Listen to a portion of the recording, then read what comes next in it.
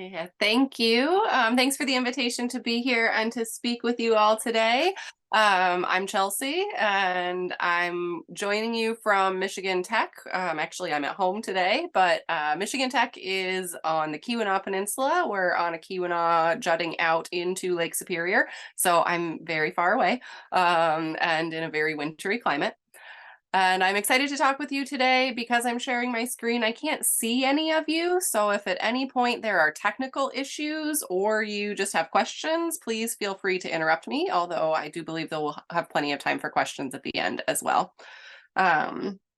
So I wanted to start by sharing this abstract for my talk today and to really just kind of walk through some of the pieces of it that I think are really key. So I'm a sociologist. That means I'm a scientist of social groups. When I'm working in my research to understand social groups, I'm tending to work at a couple of specific levels. One is thinking about values, preferences, priorities, behaviors, both at a household and a community scale. The other social issue, I would say social scale, is thinking about policy and regulatory issues, both from local zoning and coding all the way up to federal policy. And I raise that in part to point out that as a sociologist, really what I study is everywhere, all around me, all the time, because we all live in the social world constantly, and the social world is very complex in terms of multi-layered and scaled. And so as a social scientist, I focus on certain parts of that social system. And I've done work on energy my whole career and education. I'll talk about how I got there. And the thing that I think is different about the way that I approach energy in my social science research is this perspective on energy services. So recognizing that people don't need kilowatts. Nobody needs a kilowatt of energy. They need what that energy does for them. So energy services, thinking about thermal comfort, keeping our houses and our buildings not too hot, not too cold, thinking about refrigeration of food, but also essential medicines, cooking, lighting, transportation, communication, all of these are services that we need. And when we think about energy in terms of services, it opens up questions about justice. Basically, what is enough to have what kinds of services and who gets to decide, and what are the impacts of the provision of those services that we're willing to accept, and again, who's a part of that we and who gets to decide. So as we see very rapid transitions in our energy system, and as we in many cases maybe hope to promote or support those transitions, this perspective on energy services really, to me, kind of flips the script about how do we think about providing energy, not based in a model of energy as a consumer good where we should all be able to have as much of it as we can afford to pay for, but as energy as a service and as really an essential service to living a quality life. And so again, that for me raises questions about justice, who gets to decide, who gets to participate. That procedural aspect or process aspect, and then distributional aspect or outcome aspect of justice. And for me, I'm just going to highlight in this last sentence here on this slide, I'm going to try to focus as I'm talking about the different projects that I'm going to present here, just introductions to, thinking about the importance of collaboration across institutional domains. So as a social scientist, I am often working in energy issues in spaces that require that we work across institutional domains, both with our partnerships in our research, but also thinking about where we get access to data, how we make decisions, or how we support decision making through our research, those sorts of issues. Also want to think about some of the complex implications of pursuing energy sovereignty. So when we raise questions about justice, then we also raise questions about sovereignty. Some of the work that I do is directly in support of tribal sovereignty, but really all communities arguably have sovereignty to make some decisions for themselves around energy. But that sovereignty can it can get really complicated in terms of who actually gets to enact their sovereignty, and what do we do when communities are making decisions that aren't actually the ones that others might want them to be making.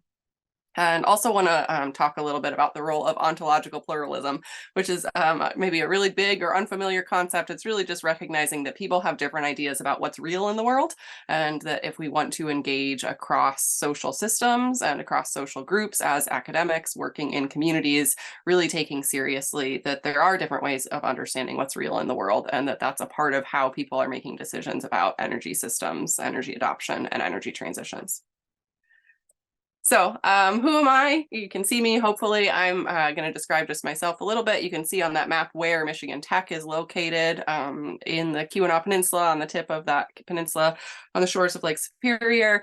We are on the ancestral and contemporary homelands of the Anishinaabe, the Ojibwe people, represented in this area as a part of the Keweenaw Bay Indian community, which is the oldest recognized tribe in Michigan. Keweenaw Bay Indian community is just 30 miles south of Michigan Tech. And some of the work that I do is in direct support of their energy sovereignty.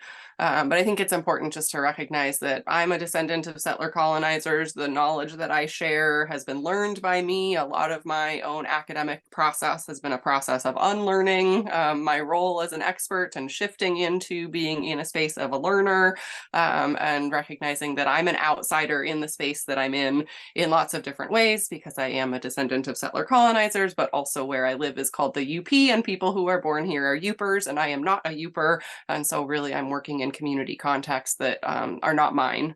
And that's an important part of the story, I think, for me as an academic and the work that I do. Sociologist by profession and by practice, I'll talk about that. But again, just recognizing that as a sociologist, that means that my subject of my research, which is society, is everywhere, because we're all living in society all the time. So how did I get to where I got? This is my timeline of Chelsea, I suppose. So starting in that upper left, I graduated high school in Oklahoma. And honestly, it was a very dissatisfying high school experience. And I was a very frustrated teenager. And I did 1 year of college at the University of Tulsa and worked with a sociologist there named Jean Blocker, who really gave me the language to talk about my teenage angst in ways that were tied to sociological concepts associated with structure and thinking about power and thinking about path dependency and how do we end up with white flight suburbs, which is the kind of environment I grew up in, and really giving me some tools to talk about the things that I was seeing around me that I didn't have the language for coming out of high school. And so I knew very early on in my career that I wanted to be a sociologist in my educational pathway. That's pretty unique, I think, for many college students. They don't at 17 know what they want to do after college, but that really has defined much of my pathway moving forward. Also just want to point out that while I was at the University of Tulsa, I went to my first rainbow gathering, which are these hippie festivals that happen out in the woods, and was supported in doing that over a summer as an undergraduate student. And rainbow gatherings later became a topic of a book that I wrote, one of my 2 books. And so, if you find your passions, hold on to them, because you might find ways to turn them into a part of your professional career in unexpected or surprising ways. I left Tulsa and went to the University of Wisconsin-Madison, its own funny story, I suppose, but finished college there. While I was there, I was a sociologist working in a sociology department, had a wonderful opportunity as a sociology undergraduate to do an honors senior thesis, which took me to Kenya, which really taught me that I didn't want to do research in academic or in international context, because I was looking at cultural issues that I felt like I really couldn't speak to in any meaningful way. And that has continued to define the way that I think about my career and sort of the reflexive work that I do, and thinking about, if I'm interested in behaviors and values and preferences and priorities, those are often rooted in cultures. And if they're not a culture that I've grown up in or am familiar with, really recognizing my role as a learner and an outsider, and not putting my own perspective based on my experience on those cultural values as expressed by energy system preferences and priorities.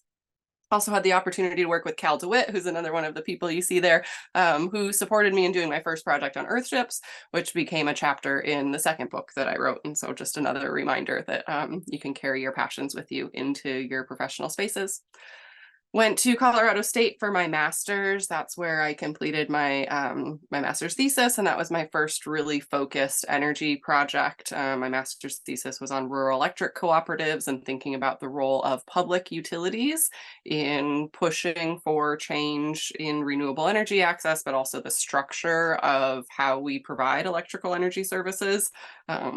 So that was a project that was really focused on kind of power and relations of power in utility industry and how that was translating into renewable energy policy in the state of Colorado. went back to UW-Madison for my PhD. I was a part of an NSF IGERT program there, so I did have some formal training in interdisciplinary team science while I was a graduate student, which has really come to define what I do now. My advisor was Mustafa Emmerbeyer while I was at UW-Madison. He was my sort of second advisor, so if you ever need to talk through that process of changing advisors or navigating advisor relationships, that's something I have some pretty direct personal experience with. Mustafa Emmerbeyer was a wonderful advisor for me. He knows nothing about energy. He's a social theorist by training. But I, as a graduate student, had funding from the Environmental Protection Agency as an EPA STAR fellow to study solar adopters, residential solar electric technology adopters. And Mustafa said, that's fine. That's great. What else are you interested in? And he was the person who really pushed me to think about energy as embedded within kind of larger systems, and just recognizing that some of the logic associated with energy transitions applies to all sorts of other socio-technological systems. So my dissertation ended up being much broader than just those two cases of solar technology adoption that I had told the EPA I would be focused on in my dissertation. And I was fortunate enough to write most of my dissertation from an RV converted to an off-grid tiny house, which I would highly recommend, because there really isn't another time in your life, if you're a PhD student looking into an academic career, there really won't be another time in your life when you get to just focus on writing. So try to enjoy that dissertation process and find ways to make it meet your needs. And I came here to Michigan Tech in 2013. I'm in a department of social sciences, so I'm in a unique position in that I will never train somebody to do what I do. I will never train a sociologist. So I work in graduate programs in environmental and energy policy, sustainable communities, and forest science. And have started here at Michigan Tech a new collaborative center for innovation and sustainability and resilience. And so for me, a couple kind of key takeaways from that kind of long history of how I got to where I got is that very little of my formal training has anything to do with energy. So I'm trained as a social scientist to think really as a social theorist and to put social relationships into historical context and into the context of structures of power. But the logic that is applied to energy really applies to lots of different socio-technical systems, and the potential for transitions associated with changing how we interact with material things in ways that impact natural systems or ecological systems. And so really taking that broader systems perspective and thinking about who are the actors involved, what role do they play, what are some of the impacts that those choices are having, both on human social systems, but also on the integrity of more than humans and ecological systems. And so really thinking about that bigger, broader service perspective is, I think, what I'm bringing into my energy systems research. And so when we use, as I said to start my talk, when we use that energy services perspective, and we're asking ourselves, what are the services that are provided by energy that are really foundational to living a quality life? And how can we provide those services in a way that isn't causing massive detrimental harm to ecological systems or to human systems in terms of public health? It really starts to raise questions of equity and questions of justice. So recognizing, it raises questions of who has access to what and why is access organized in the way that it is, but also what is enough? What does enough energy look like? And that's something that I think is often missing from the conversations when we're thinking about energy transitions. Our models are always based on current demand or increasing demand.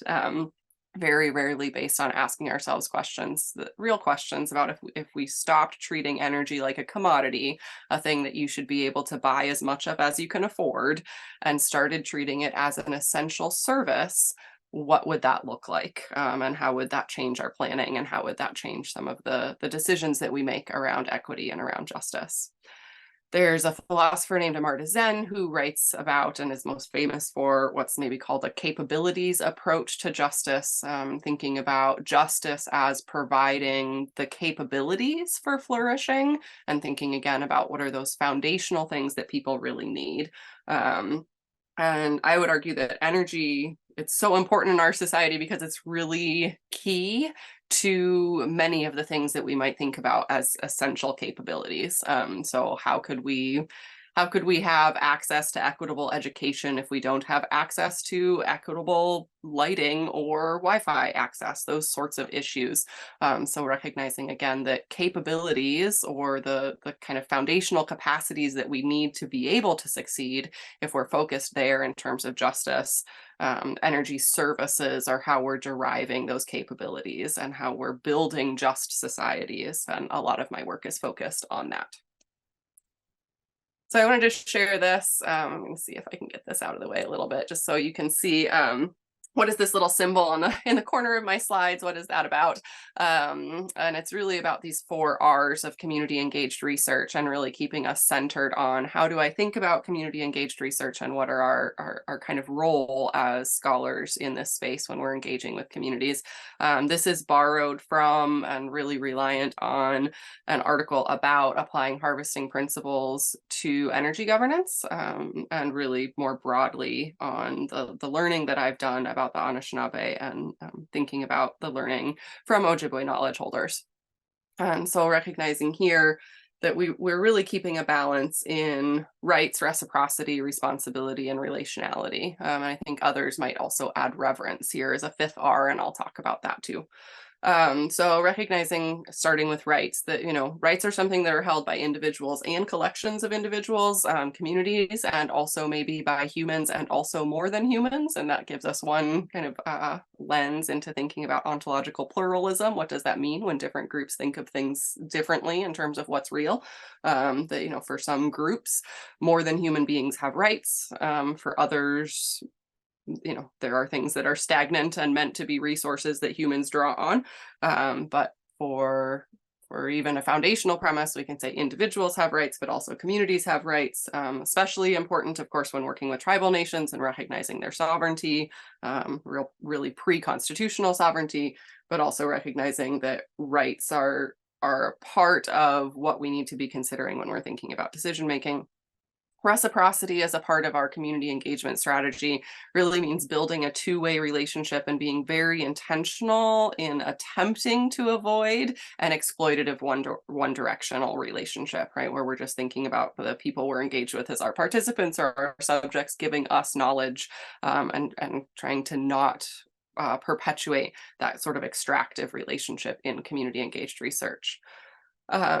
Responsibility means seeing engagement as entering into an obligatory relationship, that you are entering into an obligation for reciprocity, an obligation for communication, and really recognizing that there's a responsibility to the communities that we work with. And relationality is really being able to think in terms of a systems perspective, perhaps, or just being able to see things in relation.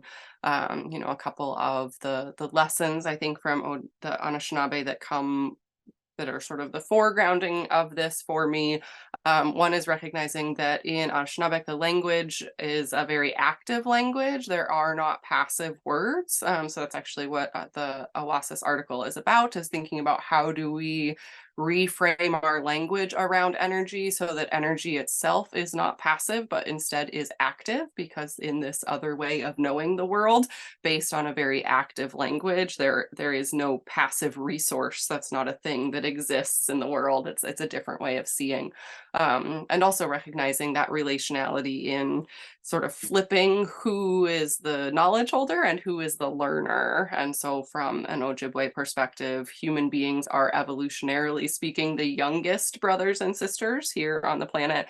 And so we turn to our older brothers and sisters to learn from them, and that's a part of what that relationality means, is really drawing out who's the learner. And again, for a community engaged researcher, flipping that script so that we as the experts, the academics in the room, become the learners rather than the knowledge holders.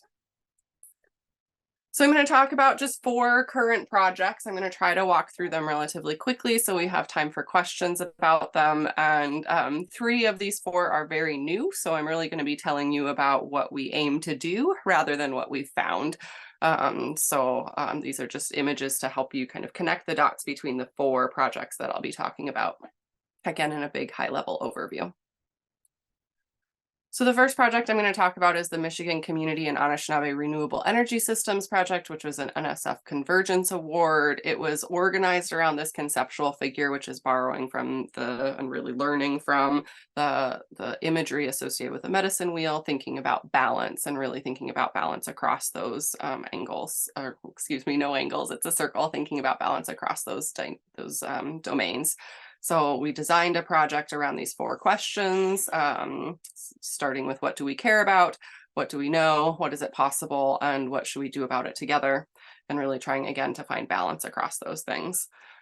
This project involved tribal partners from the Keweenaw Indian community and other tribes in Michigan from project conceptualization, so involved in helping us design this figure, involved in helping us decide what the project was going to be focused on. Nonetheless, one of the lessons learned for us was that there's a big incongruence between federal research dollars and the things that we are able to do with those federal research dollars and what tribal nations that we were working with in Michigan really wanted, which was practical support. And so one of the lessons that we learned from this is that like we wished we'd had graduate student research assistants who also had a background in energy auditing or in like system installation, because we were being asked questions like, can't you just come install this equipment for us? You know, we've purchased these solar heaters, can you just come put them in? And those were not the kinds of things that our research team was set up to do. So recognizing that as researchers entering into those relationships, even when starting the project and project conceptualization with tribal partners, there was a real mismatch between what we were able to do and what our tribal partners really wanted to see in terms of that practical support. One of the ways we navigated that was instead focusing on our strengths as researchers and trying to build a sort of grant database or and some of the preliminary information that our tribal partners would need to be able to apply for those grants. So what were the opportunities out there that could fund some of the implementation projects they were interested in, and what was some of the background information that they would need to be able to be eligible, and could we provide it? We also learned from this project that our nonprofit partners, again, starting from the beginning of the project with partners, thinking about working across those institutional domains, that they really wanted advocacy for policy change, which was very challenging at times when we were also working with people working for federal agencies, you know, so trying to bring together and reconcile very different organizational goals in this very large community engaged research project. Some of the other things we noted along the way with this project is one, data access is a significant barrier for researchers. We know this repeatedly from different kinds of projects, but you know, especially in the electrical energy utility space, it can be very challenging for researchers to gain access to the information that they would need to do some of the work that they hope to do, but also for communities really to be able to get access to their own data, to be able to do the kinds of things that they would want to do with that information. And, you know, again, thinking about that complexity across institutional domains, that different kinds of utilities really face a potential conflict when they're thinking about transition. So even if their aim is to support renewable energy transitions, sometimes the way that that gets translated ends up creating real conflicts between their current stated goals and that transition, and whether or not that transition can support business as usual. And that there are significant challenges for renewable energy siting. This is where that question of like, you know, how do we really support energy sovereignty? How do we really support communities making decisions for themselves about the energy systems that they host and that they rely on? Is that there are real significant challenges for renewable energy associated with the distribution of economic burdens and benefits. And this, of course, is true of all energy systems, that there's real challenges in balancing who's benefiting and who's facing the burdens associated with energy systems.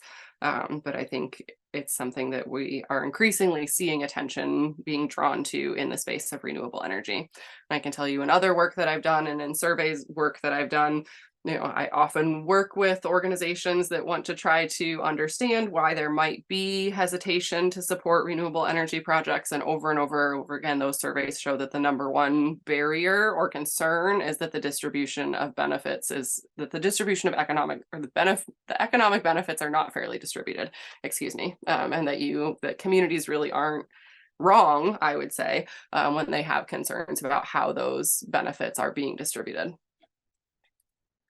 Second project I want to talk about is a brand new EPA STAR grant. We're calling it the ReJust project, or the Rural Energy Justice Through Service Transitions. So this project is really inspired by and informed by our partnership with Keweenaw Indian community. They are very near to a biomass facility that is located on the shores of Lake Superior and connected to, in terms of energy supply, a manufacturing facility. This biomass facility is treated as a biomass facility, so it's able to sell renewable energy credits, but they're also burning things like waste plastics and telephone poles and things that the community has concerns about the public health impacts. And so this project was designed to try to bring new knowledge around the air quality impacts associated with this plant, while also trying to engage the whole community, regardless of their perspective on this biomass facility, in thinking about how do we balance the air quality or potential public health impacts, the economic well-being that is being brought in by manufacturing facilities in the community, that one and others, and perceptions and priorities for energy services access. And in this case, energy services access is thinking at the household scale. What are people doing in their homes and what would they like to be doing when it comes to heating through our cold winters, navigating access to different energy sources and the services they provide, but also thinking about energy services that are needed for employment. So when employment is happening outside the home, what kinds of energy services do we need in our businesses, in our manufacturing and industrial facilities to make that possible? This is happening in the context of a very rural, very northern and forest dependent community. So also recognizing that that's a part of the story here. So this project also integrates community partners and nonprofit research partners in all stages of the project, from project conceptualization, and that this project is really about recognizing complexity across scales. So trying to link, what's going on in a household in terms of how are people getting energy? Do they feel like they have enough? How much of their income is being burdened by paying the bills for that energy? Are they engaged in forced livelihood practices to burn wood in their homes? What's going on there with how are they being employed, and what can we do about access to quality employment, and what's the role of energy in that? Here in the UP, we have faced the second highest electrical energy utility rates in the country, second only to Hawaii, which is an island. So of course their energy is expensive because they're an island. Our energy is expensive because all of it is coming across state lines, essentially from Wisconsin, and the investor-owned utility in the region is charging the second highest rates in the country. And so people are really potentially very energy burdened. And so one of the goals with this project is, with that air quality work, is to really support Keweenaw Indian community having the data that they would need to be able to advocate for changes in the regulation of that facility, depending on what we learn. But again, this project is brand new.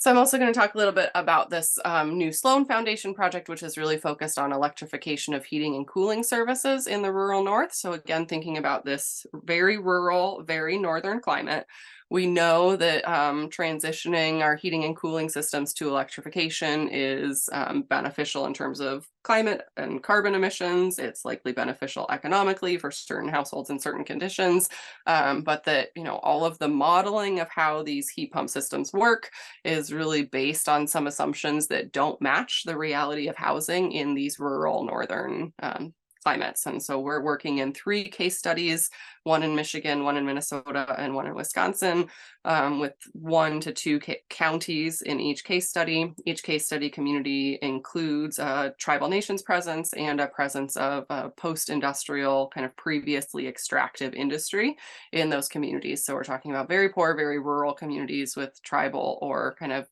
post-extractive industry economies.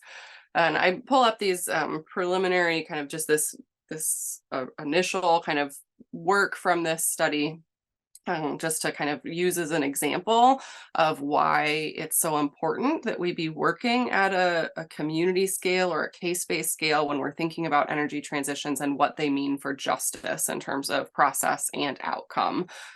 So these tables are really simply just showing the primary fuel types reported by different data sets. So the residential energy consumption survey, which it was a federal data set, versus the Minnesota weatherization program data, which is a state level, versus for this very specific county of Beltrami, what's going on. So you can see that, if you're modeling the performance of a household and trying to assess whether or not to put a heat pump in a household, some of these things really matter for thinking about how is that going to impact the access to other energy services, or the health and well-being of the family in the home, the air quality, the other kinds of intersections that are happening to create a comfortable and healthy environment in a home. And so just recognizing again that when we work at a very local scale and are thinking about those very local contexts, we see different things in terms of how the houses are constructed. We learn different things, and that matters for the ways that we're predicting the potential to use these kinds of technologies in these communities. So again, just recognizing that bringing in new technology through electrification of heating and cooling services is going to have different implications in a rural northern climate, and that some of those implications are related to justice in terms of both process and outcome. So the last project I'm going to introduce just real briefly is this new Department of Energy supported Climate Resilience Center. And the goal with this project is to integrate climate data in terms of understanding what's going on with the climate with critical infrastructure. So thinking about GIS layers essentially that would let us understand, what's going on, what critical infrastructures are going to be impacted. Explicitly, the electrical energy grid is one of those critical infrastructures. And trying to bring that information together in a way that allows us to see what are the climate hazards for the Great Lakes region, and specifically rural communities in the Great Lakes region, and what can communities do about it? How can we make a decision support tool that would allow them to make different decisions if they understand what the potential is for climate change impacts in these spaces?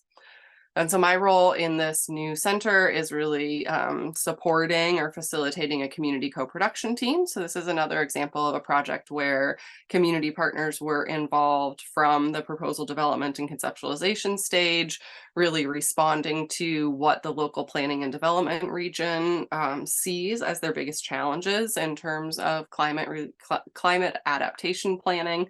And so trying to be really responsive to partners.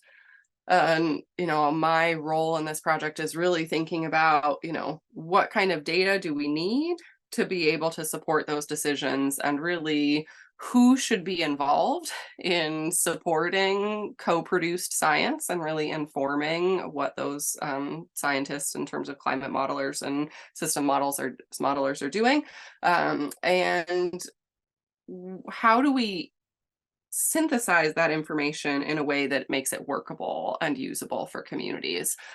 So all of these are really complex systems, thinking about climate change, there's a lot of complexity there, thinking about these infrastructures which are aging and in rural communities and, very spread out, low population density. There's all these other vulnerabilities. How do you communicate information about these complex and overlapping systems in a way that actually supports communities making decisions that are aligned with their own procedural justice and distribution or outcome justice goals? Because communities have their own ideas about what that looks like in place, in context.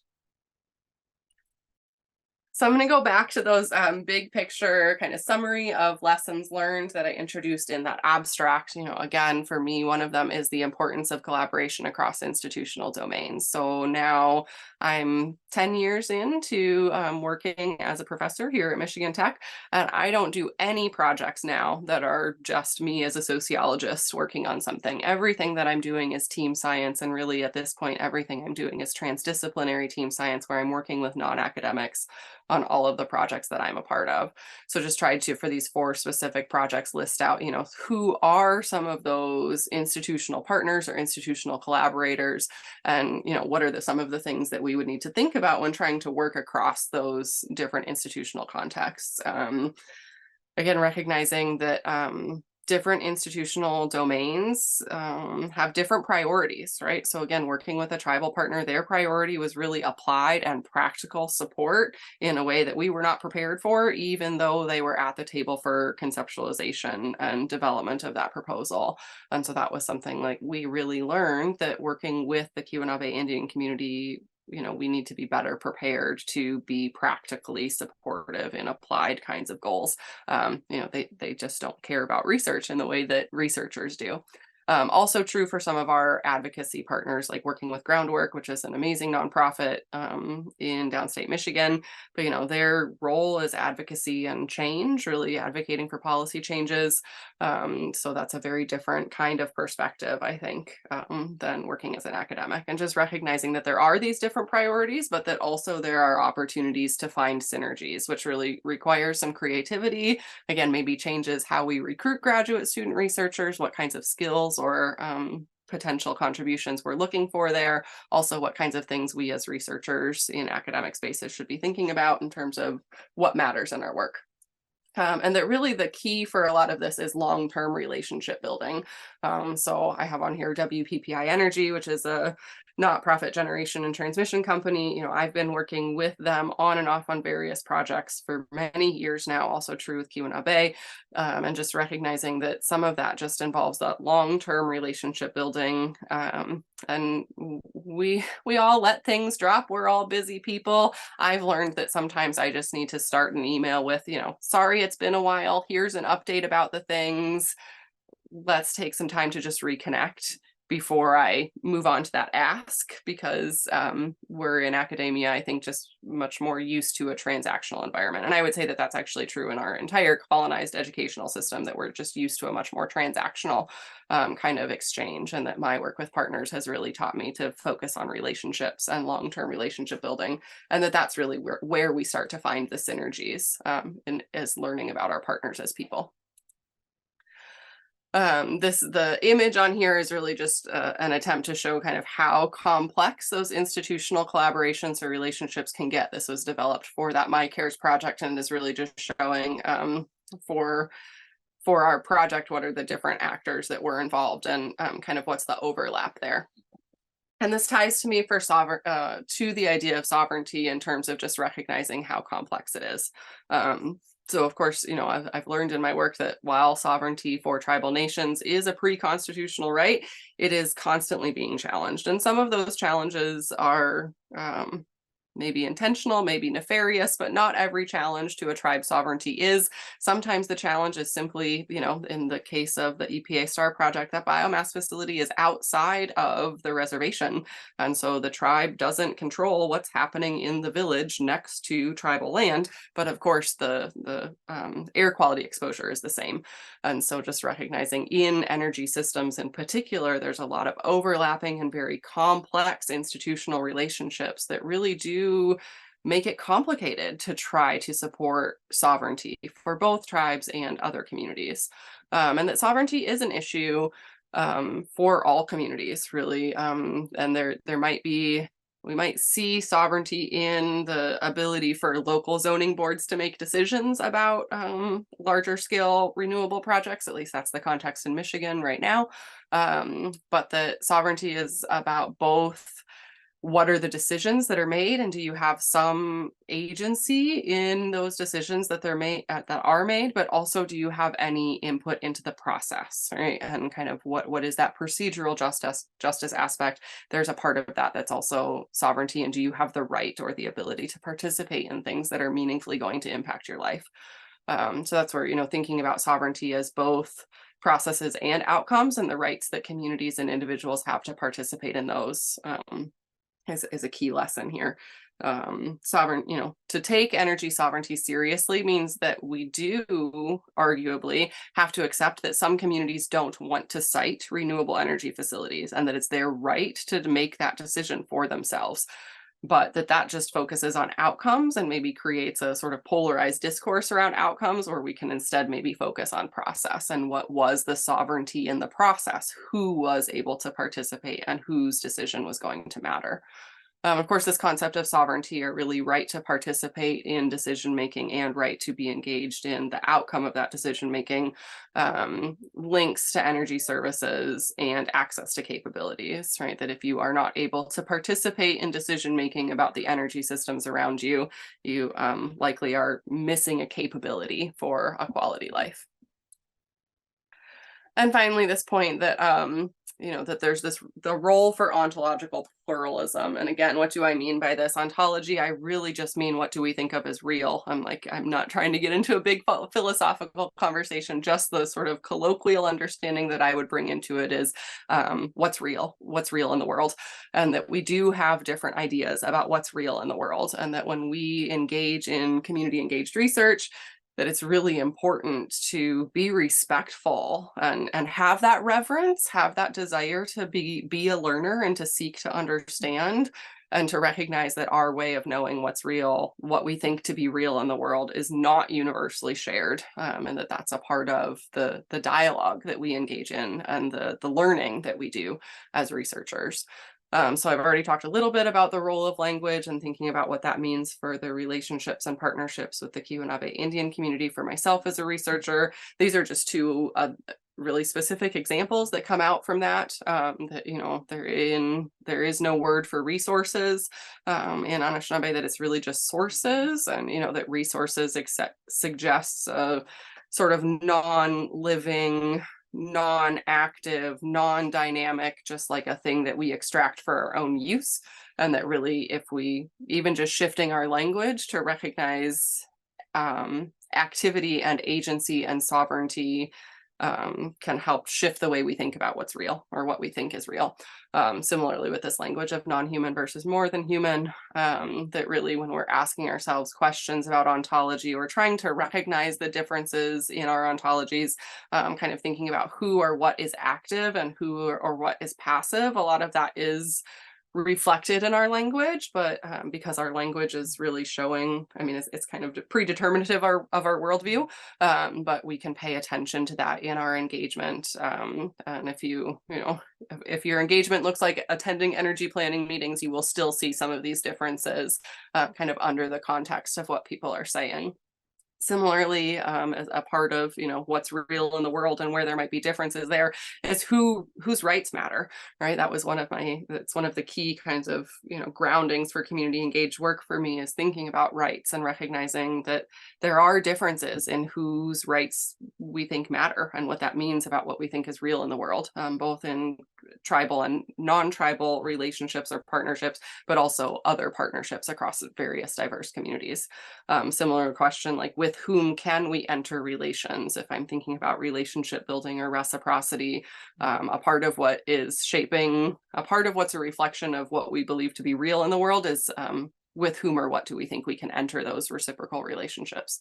And also the final question here is, who's the learner and who's the teacher? And so for me, a lot of my work is trying to decenter myself and to take that role of learner, so that I can learn from my community partners and really serve them in the work that we're doing, and serving specifically their energy sovereignty. So while I myself as a person am really motivated to see less exploitative energy systems, because I see the connection between exploitation of earth systems and exploitation of other people. I see those as very deeply tied. That's my perspective, and might not be the perspective of those that I work with and the communities that I enter into relations with.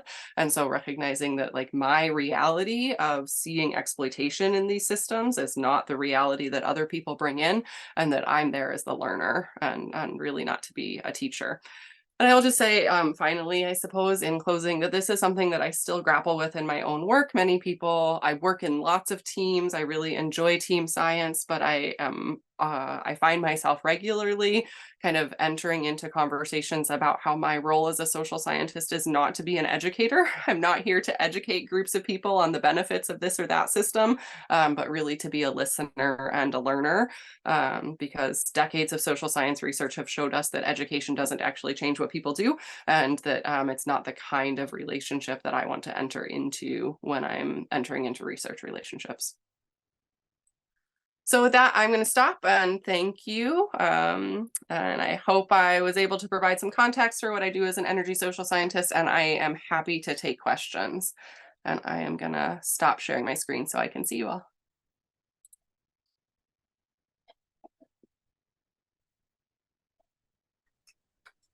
All right, Chelsea, you just missed our claps. So thanks so much for the talk. I'm going to hand it over to questions in the room first. Thank you. was a very interesting talk. So I'll just go right into my question. I'm very interested in organizational systems, and I noticed that you worked with energy cooperatives earlier in your career. So, I mean, and maybe this is ideological, but generally one thinks of co-ops as organizations that are better suited to serve the needs of their stakeholders, rather than, for example, an LLC or a traditional investor-owned utility. Have you seen that users and workers are generally better served with the energy services that you focus on in electric co-op regions rather than in investor-owned utility regions? Yeah, that's a great question. I'm going to answer it in part as being served by an REA where I live now, or a rural electric association. I mean, I think that there is a fundamental difference between electric utilities that are organized to make a guaranteed profit versus those that are not allowed to build their model based on a guaranteed profit. So, I mean, at the fundamental level, yes, there's a difference between an investor-owned utility and a municipal or a rural electric cooperative, because they have very different business models. My experience, though, with rural electric cooperatives is really that they are public in name only, and that they are not very easy to enter into as a member or as a researcher, that they're not very amenable to change. Sometimes that change is related to just real limits in administrative capacity or expertise, but also might just be because, they're electing the same good old boy network over and over again to be their representatives, and that's real. My master's thesis was quite a number of years ago at this point, but the thing that was so interesting about what was happening in Colorado at the time is that rural electric cooperative ratepayers worked together to create a ratepayers association. So they basically had like a group representing customers across the state being served by rural electric co-ops. And that's how they got the co-ops to agree to participate in the RE standard that was originally passed by a ballot initiative and only applied to investor-owned utilities. So it was really people working together across cooperatives that was possible. And I think that was, for me, and it's a lesson we see in kind of organizational behavior over and over again, right? That when you have these kind of smaller, more decentralized pockets of potential for public influence or influence for public good, that it works best when people see each other as connected and able to advocate together for the kinds of change that they want. I think, and I guess as I'm saying that, just pointing out, there is the obvious structural difference between rural electric cooperatives or and investor-owned utilities, in that often, because they're not, in some states, if they're not regulated by the state, then the policies don't apply to them. So they can actually end up being less innovative, I suppose, or, less involved in transitions because the state isn't requiring them to do so. And so there is a real difference there in terms of the regulatory environment and what that translates to for co-ops.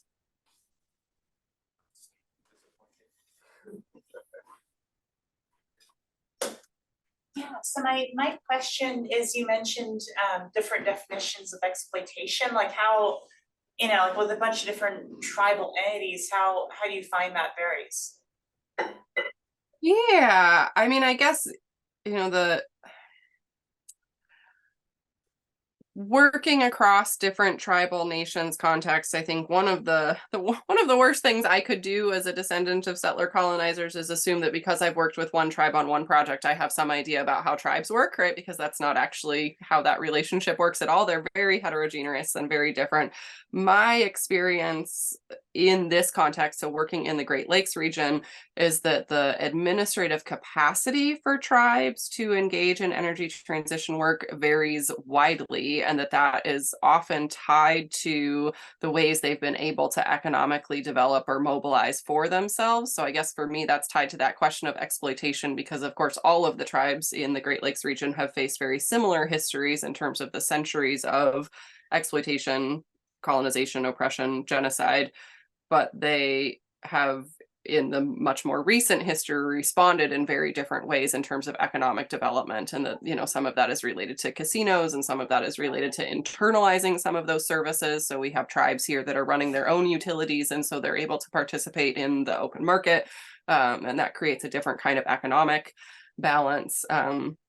So I guess what I see now is that the ways that they're able to participate are in many ways shaped by how they've responded in the much more recent past.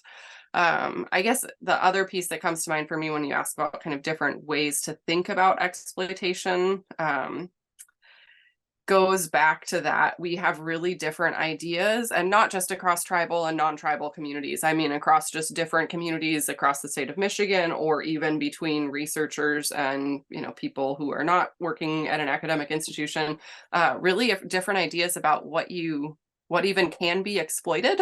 I guess, like, if you're entering into an exploitative relationship with something that you see as intended for human use or not active and alive, right, then maybe you don't see that as something that you can exploit, really, because it's just something that exists for humans to use. And so I think a lot of the difference we see right now in terms of that we don't see energy transitions happening at the same pace and same scale across different places or in different communities. And maybe some of that is tied to different ideas, different conceptions about what can be exploited. Are you entering into an exploitive relationship with every extractive industry? Well, it probably depends on how you think about who has a right or what we can enter into relationships with, or and that those answers would be different.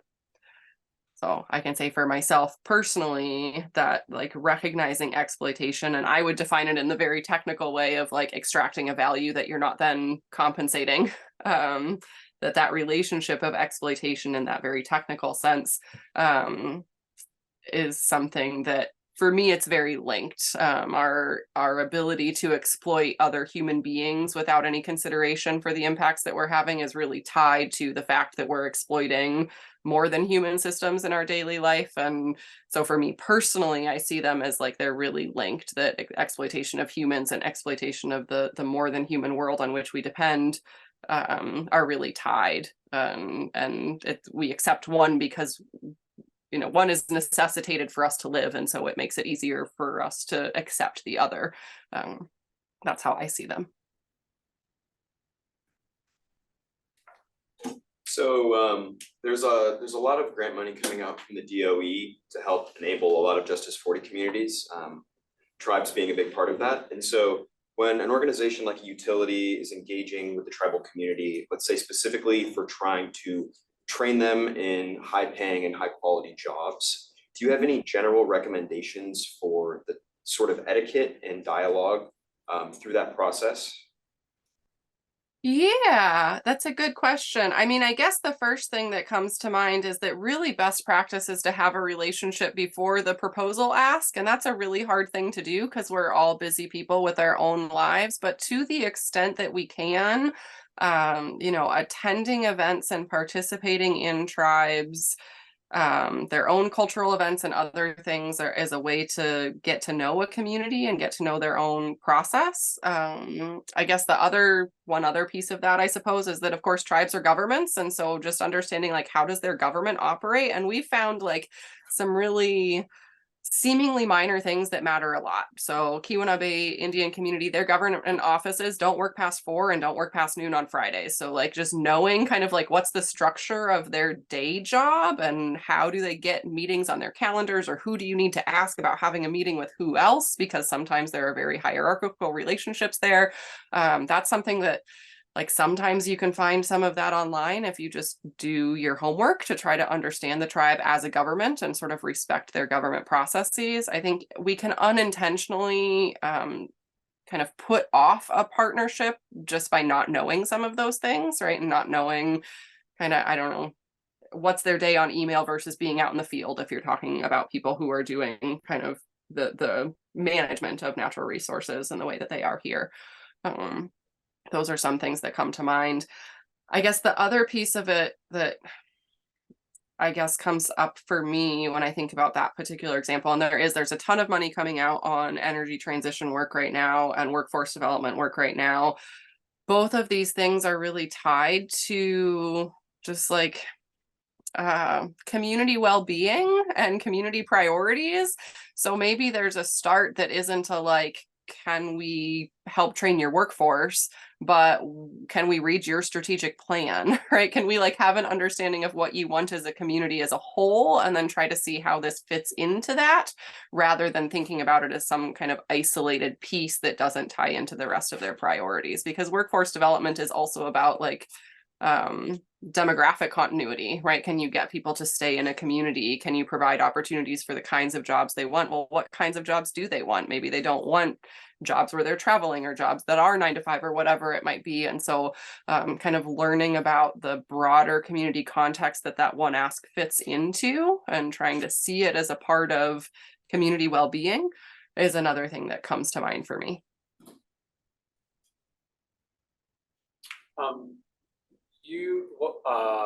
I think it was the first project that you discussed was the tribes wanting more practical support. Yep. Like installing. Yeah. things. And you know, that is like, it's like an ongoing process. But grant funding is very much, you know, one at a time. And relationships are also ongoing. So how do you, how do you structure grants? How do you find grants? How do you make sure that your relationship with the tribes is maintained, but you're also providing the resources that you can through the grants, through like installation of heat pumps or whatever they need help with? Because otherwise it's you're just showing up. I mean, I'm simplifying it, right? You're showing up every like 6 months saying, great, got more money this time, let's do some more stuff. And then you're like, all right, sorry. And you come back, I'll be back when I have more money. And that seems like not that great. And particularly for them, for the tribes who might be, or any group who are like, well, I guess we got halfway through what we want to do, we're just gonna wait another 6 months and we'll do the other homes that we need help with. Yeah. Yeah, I think for me, it's been a real humbling experience in acknowledging my limits and being able to be honest about those limits, and really trying to put on the table very early on, like what I do as a social science researcher and all the things that I can't or don't do in my role, and then trying to be a bit of a relationship builder or network connector. So in our case, you know, we were working with the Keweenaw Indian community. We were recognizing that we really weren't able to provide the support that they wanted. And so what we did was contact MTERA, which is the Midwest Tribal Energy Resources Association, and say, what resources do you have for tribes? Could we set up a meeting so you can meet folks from KBIC? They had attempted to have KBIC join the MTERA, the larger group, but the KBIC doesn't have anyone who works specifically on energy. And so they had seen it as a really kind of detached ask from what they do, because here's this Energy Resources Association. They don't have anyone on their staff focused on energy. They didn't understand how it could help them. And so we kind of played the facilitator or matchmaker to say, okay, MTERA, what resources do you have for implementation grants or for bringing workforce in when they need them for X, Y, or Z, and kind of making those connections. So we couldn't do that work, but we could help to find people who could, or to make some of those connections to facilitate that work. I think the other piece of it that's really changed for me, it's really changed how I think about graduate student recruiting. So I am now like much more interested in recruiting students who have some of those applied practical skills, so that even if they can't like go do all the installations, they could maybe help somebody learn who would you talk to, or how could you train one person to do it. It's really changed what I'm looking for in the students that work on these funded projects, because I don't want to bring in a student who sees themselves as just a researcher. And, you know, when we're looking at graduate school applications, often what we're looking for is somebody who's really prepared to excel at research, but that is not the case for me anymore on the projects that I'm working on. So that's another thing that has changed, at least for me. I'd like to hear more about Earth ships. What work did you do with Earth ships? Okay, good deal. Yeah, so that was quite a while ago, but Earthships, I don't know if you all know, Earthships are these off-grid houses that are built out of tires. The person who designs them calls tires one of our most abundant natural resources in the United States, because we have a ton of waste tires. You basically fill them up full of dirt and make them into a brick that is both your structure and your mass for the building. And so then you earth berm a building made out of tires. It can heat and cool itself. They're all passive solar, so they have those windows on the south side. You can grow food inside an earthship, they recycle their own gray water and don't have a septic tank. So they're really like self-contained systems where ostensibly the only thing you're paying for is propane. In Colorado, you can't collect rainwater. So if you live in a state where you can't collect rainwater for home use, you also have to have a water source, of course, but for the most part, they're designed to collect water. I had worked with earthships by going to their internship kind of now they have a 3-week internship and a semester-long academy program where you can build earthships. Earthship as a company is a really interesting mix of they're a for-profit architectural firm. You could pay them for prints or you could pay them to build you a house, but they also have this educational facility where you could go there any time of year to do an internship or a semester-based academy program. And they have a nonprofit arm where they're doing humanitarian relief things. So they go, anytime there's a hurricane or a tsunami, they go and build an earthship and show what housing could have looked like in a way that it wouldn't have had the impact that it's had. So they do a lot of that kind of work too. And they've built schools in various places with no access to electricity infrastructure. And they're really designed to be off-grid houses where people can meet most of their needs and comforts. For me, the interesting thing was learning about who chooses to live in an earthship and why, and kind of what the logic is there. And I went into it as a part of my dissertation research, really thinking that it would be kind of like our preconceived notions of off-gridders, maybe that they would be like radically self-sufficient and really focused on like preparing for, taking care of themselves. And it is not that, at least my experience of the way that people describe the ethic was really more along the lines of sovereignty and thinking that like people have the right to take care of themselves without having to pay bills to support their existence, and that we should allow people to build structures that will meet their needs and comforts as long as they're willing to engage with it.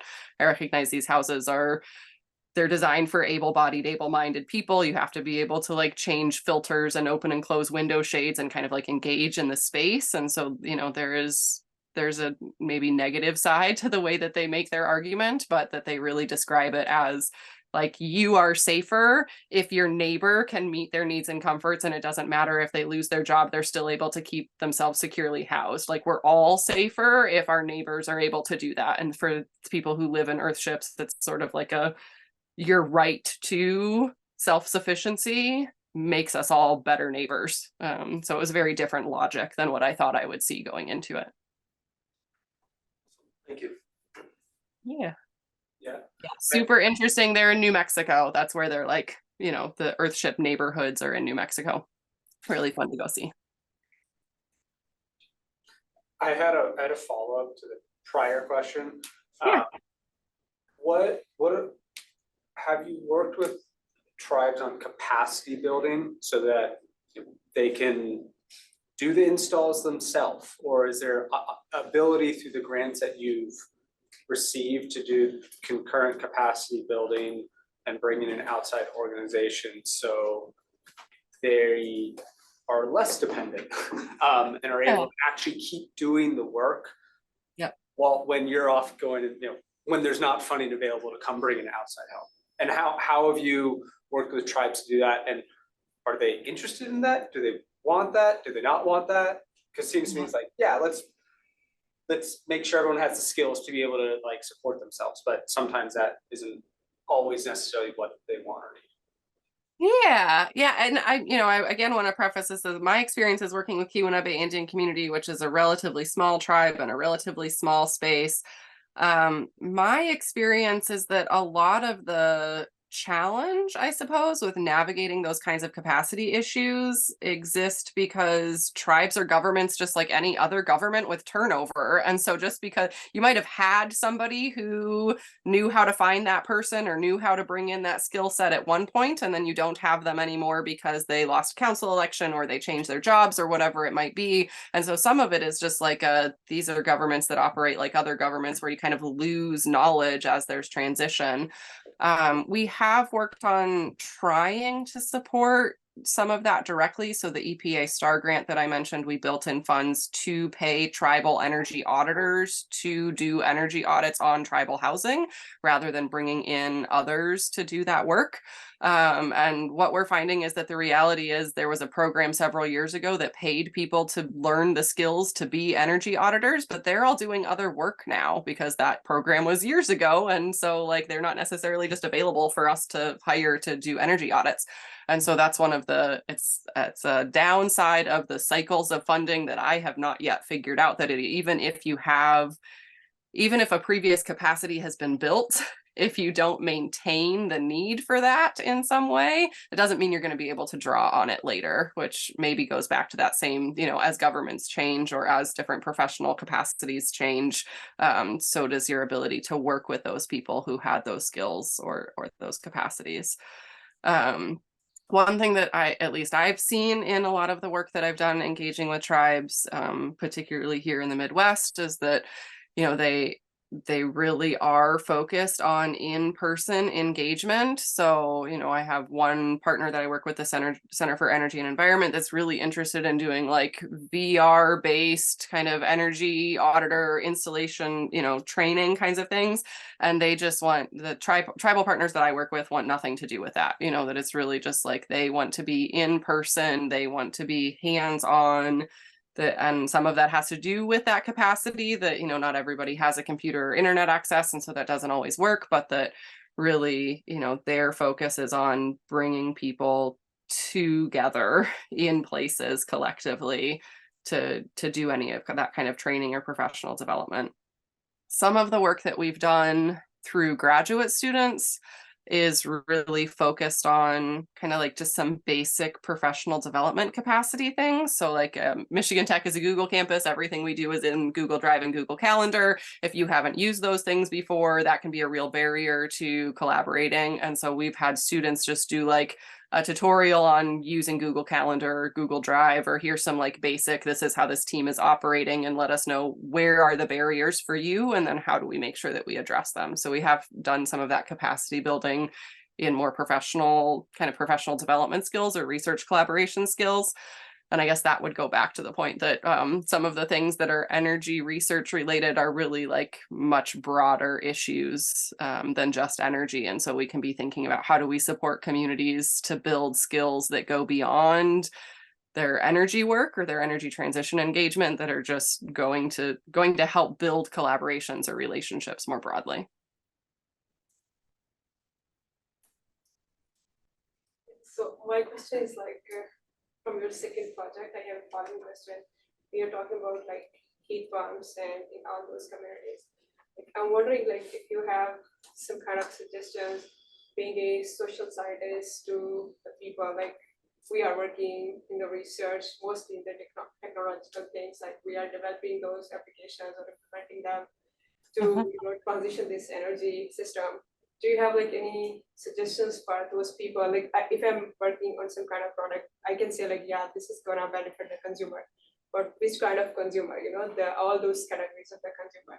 Do you have any suggestions for the people like us who are working in technological things, like how to think, also think in terms of society, like how we can, our research can benefit not only when we say consumers, but like those diverse categories of the consumers. I don't think much about it, but like how you can say like I can integrate that into my research.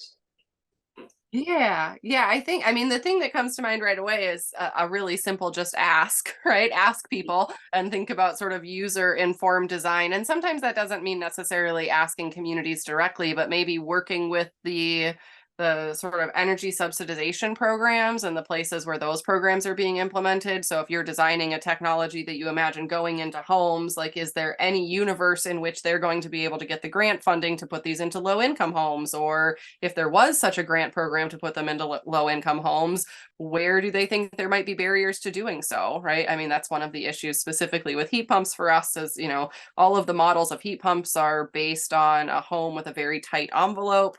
So the argument is, okay, well, you would need to go in and insulate these homes that are older and don't have a tight envelope before you would get the benefits of the heat pump. But if they're using propane or natural gas as their cooking fuel source and burning wood inside their house and maybe smoking cigarettes inside their house, you might not want to tighten that envelope. And so kind of like the balance of what are we telling people to do to get the best out of this the best economic performance out of this new technology, how does that actually intersect with their homes? So a company or a program, an organization that's engaged in doing the kinds of subsidization of weatherization or other kinds of energy support programs, they would know who are they serving and how might this impact them in a way that you're not thinking through because you're focused on kind of the technical optimization in the ideal circumstance. The other thing that comes to mind for me is really going back to thinking about philosophically, the Rawlsian principle of justice from John Rawls is, if you put yourself behind a veil and you don't know your own position in society, but you think about those who are least well off, Rawls argued that justice means that you don't ever make those who are least well off less well off by the thing that you're doing, right? So whatever it is that you're doing, is it going to make those who are already least well off even more less well off because of that intervention? And could you say that it was just or right regardless of your own position, if you can take away your own positionality? And so I guess there's maybe some kind of overarching question that can be asked there where you're saying, is it going to have a negative impact in some way on those that are already facing the biggest disadvantage? And that isn't, from a Rawlsian perspective, is an outcome we would like to avoid in terms of justice.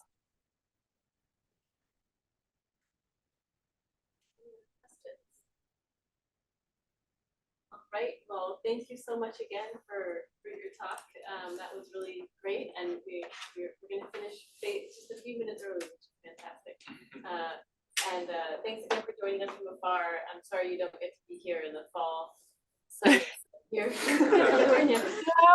Yeah, that's okay. Thanks for accommodating my virtual participation. I really appreciate it. I will send those slides, that link to those slides, so that they can be shared. You're welcome to have access to them. That way you have my email address too. I'm always happy to answer other questions or communicate.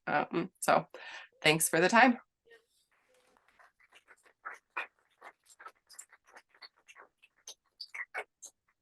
Haley has a question. Oh yeah, I just saw it too. We have one question that just showed up on our chat here. Yeah, go ahead. Yeah, Haley, you're welcome to unmute and say it out loud. Awesome. Okay. So I really appreciated how you talked about the nature of like the energy sector negotiations, how it's very transactional versus relationship based. I'm currently taking an energy law class, and even our professor talked about how the negotiations are arm's length apart. And so I was wondering, for like legal representation for like these Native American communities, what type of representation do they tend to have? Because I imagine with them going against investor-owned utilities, like the capital's imbalanced and like their access to resources are imbalanced. Like, I think it's really vital, the work that you guys are doing to get representation from Native Americans, but as far as like the legal negotiation works, like who's representing them?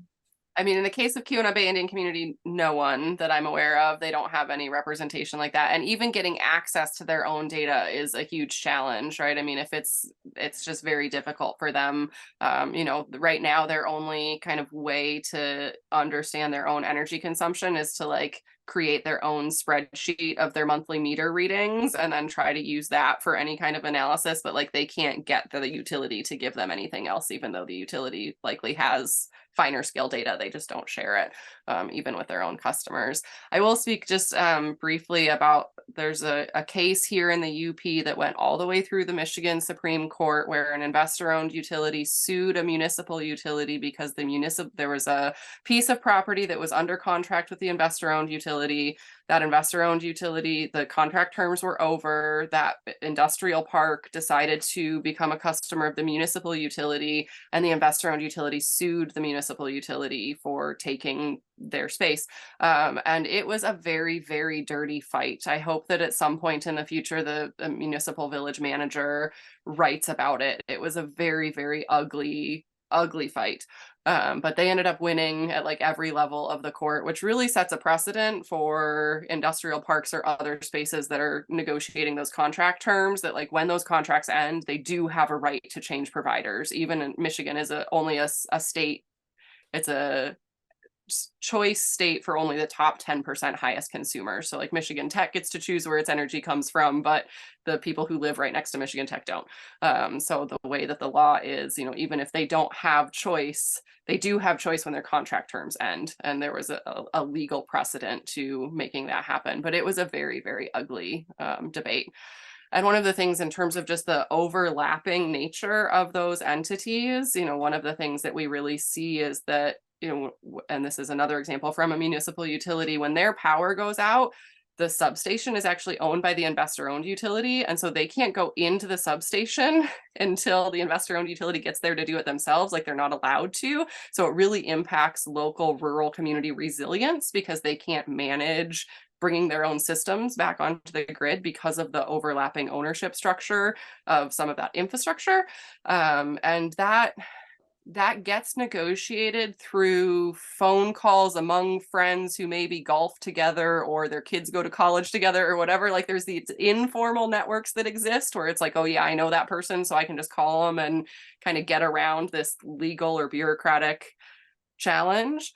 But of course, that's a real limitation to inclusivity and diversification in our electric energy industry. That like, if we're expecting it to just be people who know each other on some kind of personal basis, who are able to navigate these systems more effectively, it really creates a limit, I would say. So that was a kind of a long answer based on some of my experiences. But my sense is that there's like what happens legally, but then there's also what happens kind of through relationships. But a lot of those relationships are, they're based on who do you know and who have you spent time with and where did you go to college and all sorts of things that don't actually create a very inclusive or welcoming environment for change in that leadership and that decision making.